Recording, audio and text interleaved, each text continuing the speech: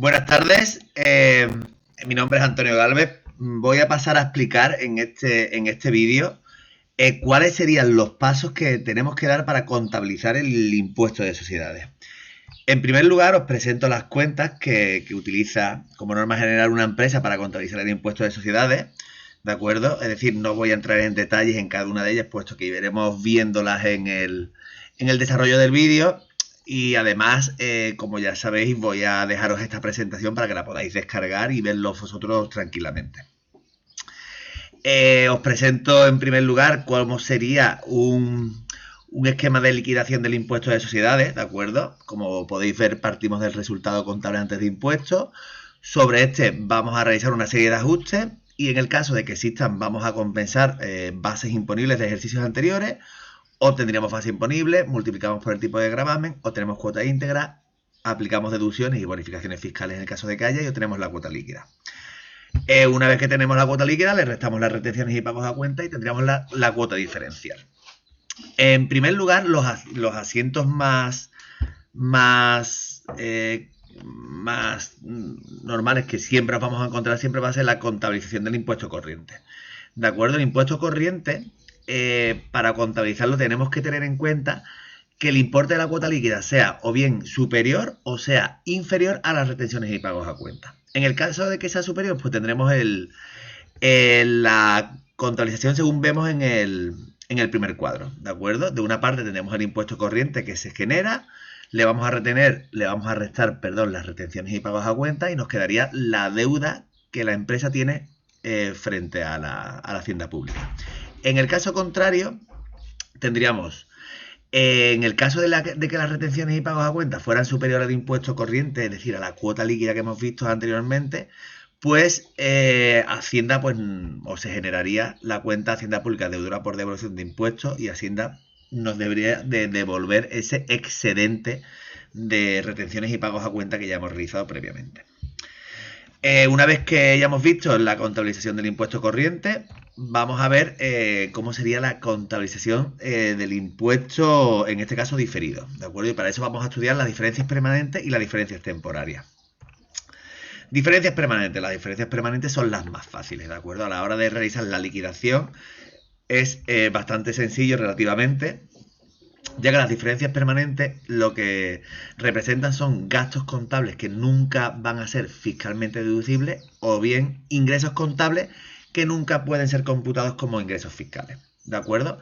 Estas diferencias permanentes pues dan lugar a ajustes extras contables que son positivos o negativos y nunca van a dar lugar a ningún registro contable, ¿de acuerdo? Además no revierten a periodos futuros. Lo aplicamos ese año y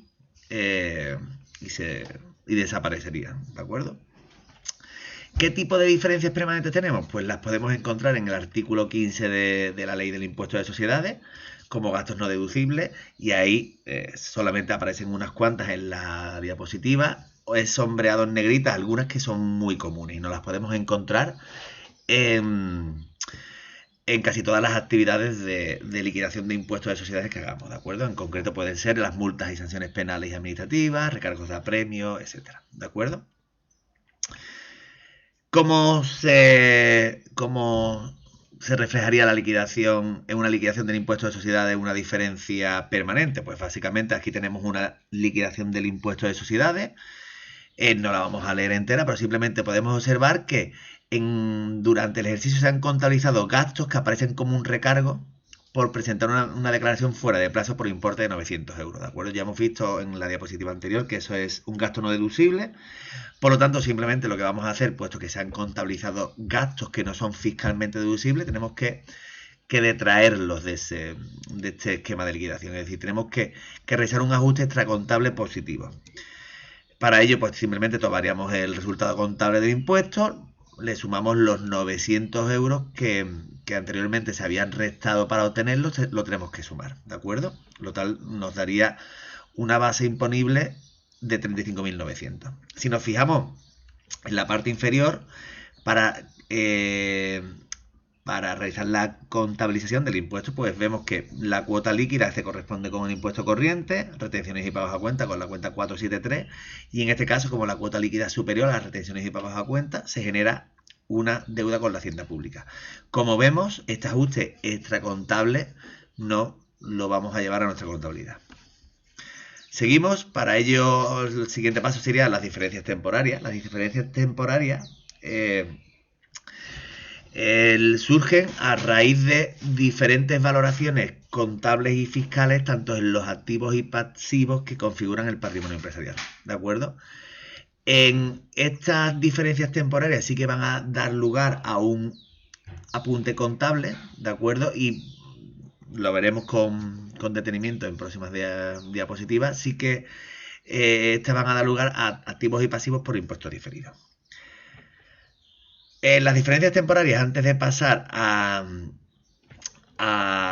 ver con detalles cuáles son, me gustaría explicaros en qué consiste, ¿de acuerdo? Simplemente, si observamos, en una empresa, ¿de acuerdo? Tenemos un determinado inmovilizado, el cual la empresa establece que lo va a amortizar siguiendo el siguiente esquema, ¿de acuerdo? Si observamos, vemos que para el inmovilizado las tablas emitidas por el Ministerio de Economía y Hacienda pues establecen que el coeficiente máximo de amortización de ese inmovilizado será de un 20%. Por lo tanto, comparamos la amortización contable con lo que sería la amortización fiscal, ¿no? Y vamos viendo, ¿no? Es decir, este inmovilizado se adquiere en el 30 de junio, por lo tanto se van a amortizar durante 6 meses. En esos 6 meses del primer año se amortizan 10.000, tanto contablemente como fiscalmente, todo muy bien. Primer año 20.000, todo muy bien. Tercer año 30.000, 20.000, ¿de acuerdo? Aquí surge la diferencia temporaria. Surge porque el criterio contable, en este caso, considera que va a amortizar este bien 30.000 euros en el año X2, cuando fiscalmente solo nos dejan que se amortice o establece que la amortización máxima será de 20.000 euros. Por lo tanto, se produce una diferencia temporaria de, en este caso, 10.000 euros. Si seguimos observando, ¿de acuerdo? Si seguimos observando en los siguientes años, en el año X3 como el X4, coinciden la valoración contable y fiscal, y en el año X5 vuelve a haber otra diferencia temporaria. En este caso, contablemente se consideraría que ya está amortizado el bien, cuando fiscalmente faltarían 10.000 euros por amortizar. Por lo tanto, deberíamos de volver a hacer otro ajuste en la base imponible, en el resultado contable en este caso, del mismo valor, pero en sentido contrario que el anterior, ¿de acuerdo? Por lo tanto, estaría totalmente compensado. La valoración de los activos y pasivos por impuesto corriente, por impuesto diferido, ¿de acuerdo? Estos, antes de pasar a contabilizarlo, debemos de saber que estos activos y pasivos por impuesto diferido se van a valorar según los tipos de gravamen esperados en el momento de su reversión. Es decir, cuando tengamos el valor, debemos de multiplicarlo para pasarlo a nuestra contabilidad, según establece la norma de registro de valoración número 13, por el tipo de gravamen esperado en el momento de su reversión, es decir, el tipo impositivo que me hacen. Os dejo también un pequeño esquemita en el cual se detecta, en función del origen de la diferencia temporaria, qué tipo de ajuste tenemos que hacer. Por ejemplo, si tenemos, como hemos visto anteriormente, un gasto contable superior a un gasto fiscal, debemos de realizar el siguiente asiento, ¿de acuerdo? Tomando en cuenta un activo por diferencias temporarias. Vamos a pasar a explicarlo, ¿de acuerdo? Los activos por diferencias temporarias deducibles, estos activos por diferencias temporarias van a dar lugar, en el ejercicio en el que se produzca la diferencia, a un ajuste extracontable positivo, ¿de acuerdo? Es decir, tomaríamos el resultado contable y realizamos una suma de una cantidad de ese resultado contable. Y posteriormente dará lugar a menores cantidades a pagar o mayores cantidades a devolver por impuestos en ejercicio futuro. Es decir, se realiza un ajuste positivo en el ejercicio actual, y en un ejercicio siguiente o varios ejercicios siguientes se realiza un ajuste negativo.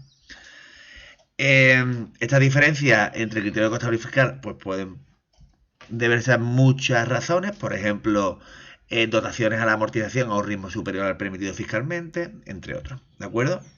Los asientos a revisar serían los siguientes, ¿de acuerdo? Tenemos, en el ejercicio en el que nace la diferencia, realizaríamos el asiento activo por diferencias temporales deducible, sería la cuenta 4740, a impuesto diferido, y en el ejercicio en el que se revierte, la empresa hará el asiento contrario, impuesto diferido activo por diferencias temporales deducibles, ¿de acuerdo? Recuerdo que la diferencia se ha de multiplicar por el tipo de gravamen para realizar la contabilización, ¿de acuerdo? Lo vamos a ver en este asiento, ¿de acuerdo? Simplemente en este asiento nos dan unos datos, ¿de acuerdo? Para realizar la liquidación y nos aparece que en el enunciado que la amortización contabilizada supera en 40.000 euros a la amortización fiscalmente deducible, ¿de acuerdo? Si pensamos lo que hemos visto anteriormente, es decir, gasto contable superior al gasto fiscal, se realiza un ajuste extracontable positivo, en este caso de 40.000 euros, y recogemos entonces el activo por diferencias temporales deducibles, ¿de acuerdo? Si vemos el tipo impositivo es el 30%, pues para pasarlo a nuestra contabilidad multiplicaríamos 40.000 por el 30% y realizaríamos el asiento correspondiente, ¿de acuerdo? En el momento en el que se revertiera esta situación, pues realizaríamos el asiento contrario, impuesto diferido a activos por diferencias temporales deducibles, ¿de acuerdo? Es preciso, también atendiendo a lo que establece la norma de registro de valoración número 13, que tengamos en cuenta que solo se van a reconocer activos por impuestos diferidos, es decir, solo vamos a llevar a nuestra contabilidad estos activos por impuestos diferidos en la medida en que resulte probable que la empresa pues disponga de ganancias fiscales futuras que permitan la aplicación de estos activos. En el caso de que se intuya de que la empresa no va a tener estas ganancias fiscales futuras, no podemos reconocerlo, ¿de acuerdo? Os recuerdo que los activos por impuestos diferidos, según el Plan General Contable, pues son las diferencias temporales deducibles, el derecho a compensar en ejercicios futuros las pérdidas fiscales y las deducciones y otras ventajas fiscales que queden pendientes de aplicar. Las diferencias temporales imponibles. Las diferencias temporales imponibles, en este caso, se van a corresponder con ajustes o con diferencias que se corresponden con ajustes extracontables negativos en el ejercicio en el que se producen y en un futuro darán lugar a mayores cantidades a pagar o menores cantidades a devolver. Para hacer esta contabilización, pues en el ejercicio en el que se produzca, os recuerdo que, por ejemplo, se corresponden con gastos fiscales superiores a gastos contables, realizaremos en el ejercicio en el que se genera la diferencia el asiento de impuesto diferido a pasivos por diferencias temporales imponibles, cuenta 479, y en el ejercicio en el que se revierta haremos el asiento contrario, ¿de acuerdo? Aquí os dejo un ejemplito, ¿de acuerdo? Si vemos en el enunciado, pues en el enunciado se establece que se adquiere una máquina a principio del año por 60.000 euros y que se amortizará en 3 años. Y la amortización máxima fiscal es de 2 años, es decir, contablemente se amortiza 20.000 euros cada año, aunque fiscalmente establecen que se ha de amortizar a razón de 30.000 euros al año. Por lo tanto, se produciría en el primer año un ajuste extracontable negativo, ¿de acuerdo? Por lo tanto, tendríamos que recogerlo en nuestra contabilidad, ¿de acuerdo? Seguimos teniendo en cuenta que para pasarlo a nuestra contabilidad es preciso multiplicar este ajuste extracontable que si nos fijamos, lo pasamos también a nuestra liquidación del impuesto, ¿de acuerdo? Y lo multiplicamos por el tipo impositivo, en este caso el ejemplo es del 30%, y lo pasamos a nuestra contabilidad, ¿ok?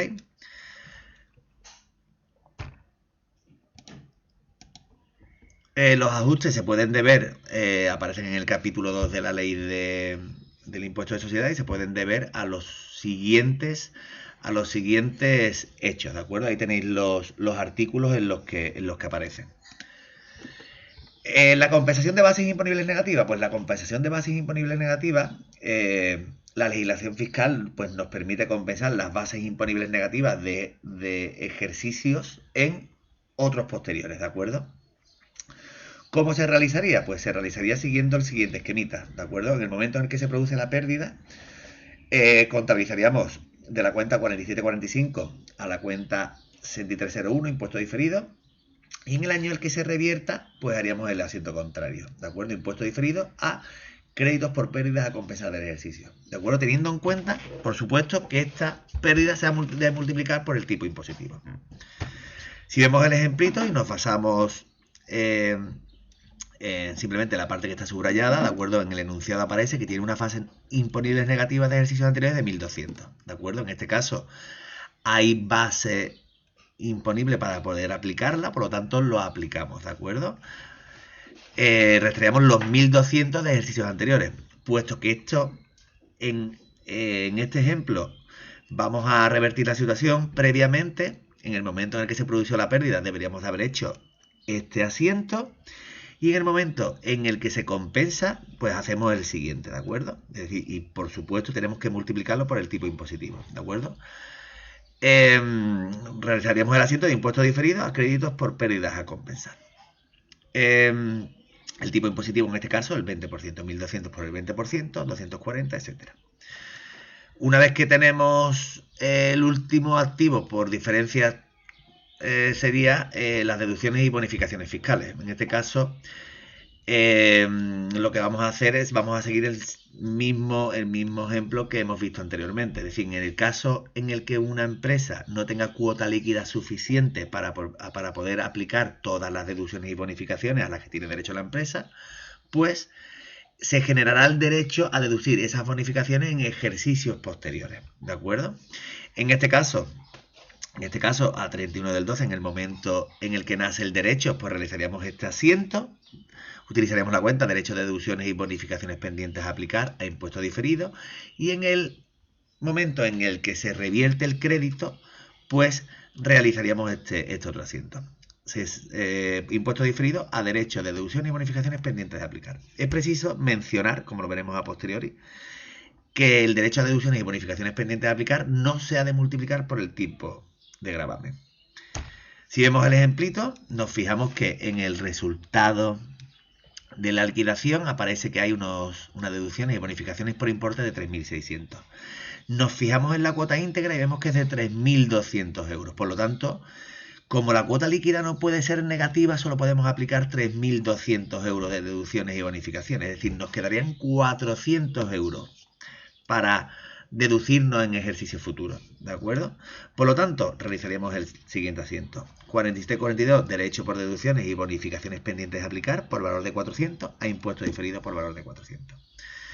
Bueno, espero que os haya sido de utilidad. En el caso de que tengáis alguna duda, alguna sugerencia o queréis aplicar la información, podéis también contactarme a través de mi cuenta de Instagram. El perfil es AntonioProfADM y estaré encantado de ayudaros. Un saludo, gracias.